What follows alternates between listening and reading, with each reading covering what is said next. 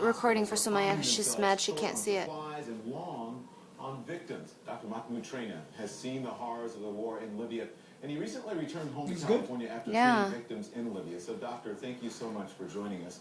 First question, do you believe the cost of the offensive, in the terms of lives lost, will be worth it if it can end this conflict?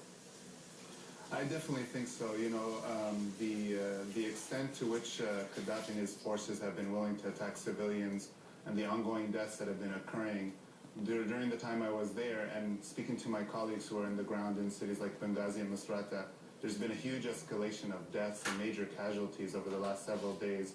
And, you know, he won't stop unless the people can get him out.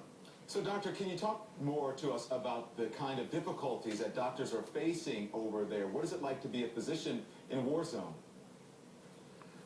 I mean, there's a lot of difficulties in general in terms of there's shortages of supplies, there's shortages of equipment to deal with this. There was a lot of shortages when I was there with orthopedic equipment and surgical equipment.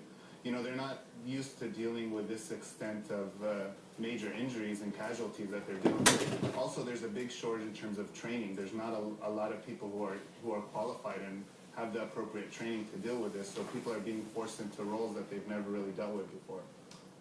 What's your fear about the possibility of what happens to the people of Libya the longer this goes on, and what Muammar Gaddafi does to those people?